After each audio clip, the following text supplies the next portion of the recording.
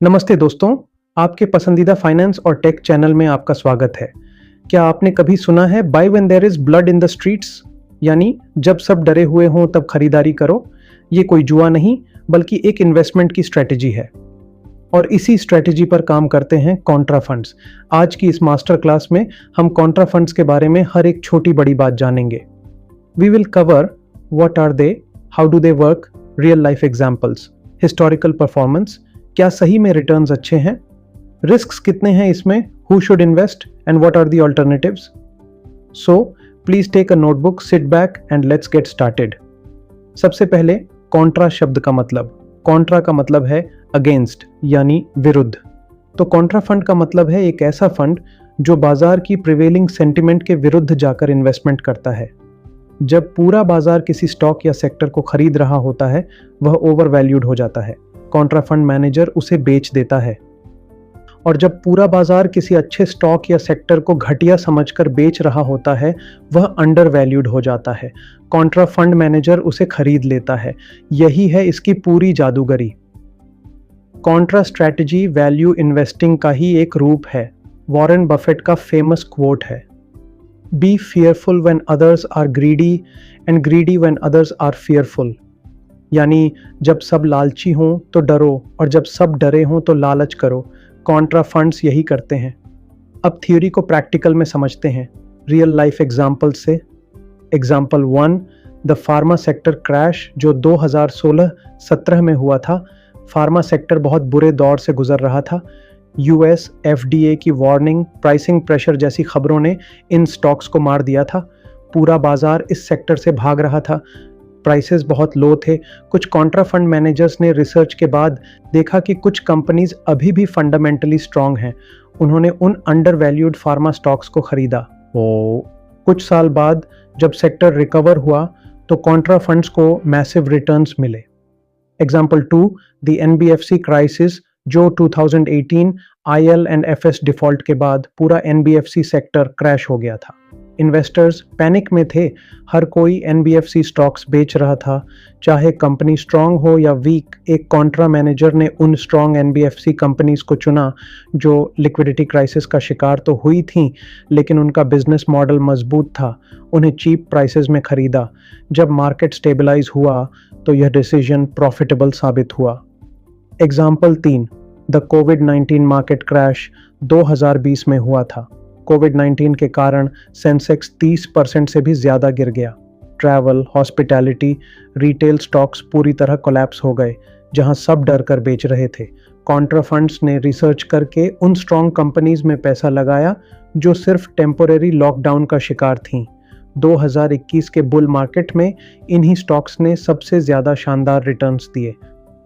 अब सबसे important question है, हिस्टोरिकल रिटर्न्स कैसे रहे हैं। सेबी ने कॉन्ट्रा फंड्स को एक सेपरेट कैटेगरी बनाया है, इसलिए हम आसानी से कंपेयर कर सकते हैं। कॉन्ट्रा फंड्स कैटेगरी के एक साल के रिटर्न की बात हो तो एवरेज 5% तक मिला। कुछ फंड्स ने नेगेटिव रिटर्न भी दिए। 3 साल के रिटर्न की बात हो तो एवरेज 12% तक मिला। 5 साल के रिटर्न की बात हो तो एवरेज 22% तक मिला। 10 साल के रिटर्न की बात हो तो एवरेज 19% तक मिला। जैसा कि आप देख सकते हैं, लंबे समय में अच्छे कॉन्ट्रा फंड्स ने इंडेक्स को आउट परफॉर्म किया है, लेकिन ये जादू की छड़ी नहीं है। शॉर्ट टर्म में, स्पेशली बुल मार्केट्स में, जब सब स्टॉक्स ऊपर जा रहे होते हैं तो कॉन्ट्रा फंड्स अंडर परफॉर्म भी कर सकते हैं, क्योंकि वो अनपॉपुलर स्टॉक्स में इन्वेस्ट करते हैं। टॉप 3 कॉन्ट्रा फंड्स हैं SBI contra fund, Kotak India EQ contra, Invesco India contra, नोपनेस। कॉन्ट्रा फंड्स का परफॉर्मेंस पूरी तरह फंड मैनेजर की रिसर्च स्किल पर निर्भर करता है। गलत स्टॉक पिक करने का रिस्क हमेशा रहता है। कोई स्टॉक सिर्फ इसलिए चीप नहीं है क्योंकि वह फॉल हुआ है, शायद उसका बिजनेस ही खत्म होने वाला है। मैनेजर को यह डिफरेंस पहचानना होता है। कॉन्ट्रा फंड्स में रिस्क्स बहुत है। चलिए इनके रिस्क डिटेल में बात करते हैं। सबसे पहले पूरी स्ट्रैटेजी फंड मैनेजर की कैपेबिलिटी पर टिकी है। अंडर परफॉर्मेंस रिस्क रहता है, लॉन्ग पीरियड्स तक मार्केट से पीछे रह सकते हैं। वैल्यू ट्रैप रिस्क होता है इसमें, कोई स्टॉक चीप लगे लेकिन वह और चीप होता चला जाए, उसमें रिकवरी ही ना आए। पेशेंस रिस्क होता है इसमें, यानी रिटर्न्स पाने के लिए बहुत लंबा वेट करना पड़ सकता है। कई बार 5-10 साल तक सही रिटर्न नहीं मिलते। अब बात आती है हु शुड इन्वेस्ट। वो इन्वेस्टर्स जिनका लंबा इन्वेस्टमेंट होराइजन हो, कम से कम 7-10 साल का पेशेंस हो, और जो वैल्यू इन्वेस्टिंग में विश्वास रखते हों, और जो अपने पोर्टफोलियो में डाइवर्सिफिकेशन चाहते हों, और जो एक्सपीरियंस्ड इन्वेस्टर्स हो, जो मार्केट साइकिल्स को समझते हो, वो ही कॉन्ट्रा फंड्स में इन्वेस्ट कर सकते हैं। याद रखिए, आप अपने पोर्टफोलियो में 10-15% तक ही कॉन्ट्रा फंड्स में इन्वेस्ट करें। अगर आपको कॉन्ट्रा स्ट्रैटेजी पसंद है लेकिन प्योर कॉन्ट्रा फंड नहीं लेना चाहते तो ऑल्टरनेटिव्स भी अवेलेबल हैं, जैसे flexi cap funds.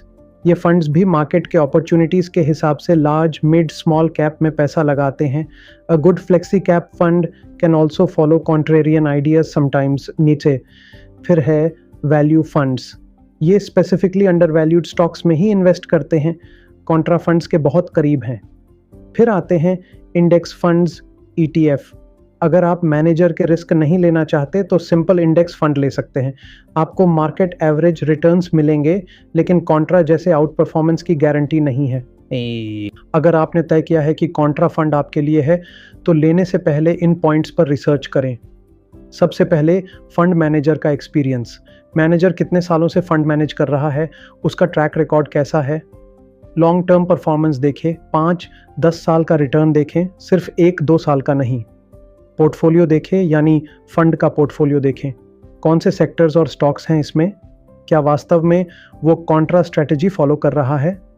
Assets check करें, अंडर मैनेजमेंट AUM या वेरी स्मॉल AUM वाले फंड्स से बचें। एक्सपेंस रेशियो चेक करें, lower expense ratio is always better. Contra funds traditional investment style से हटकर हैं। ये बहुत ही पावरफुल स्ट्रैटेजी हो सकती है अगर एक एक्सपीरियंस फंड मैनेजर के हाथ में हो और आप में पेशेंस हो।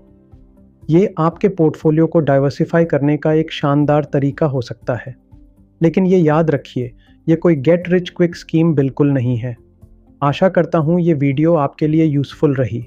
अगर आपको समझ में आया कि कॉन्ट्रा फंड्स क्या होते हैं तो लाइक ज़रूर करें। अपने डाउट्स और क्वेश्चंस कमेंट्स में लिखें। इस वीडियो को उन दोस्तों के साथ शेयर करें जो म्यूचुअल फंड्स में इन्वेस्ट करते हैं। Thank you.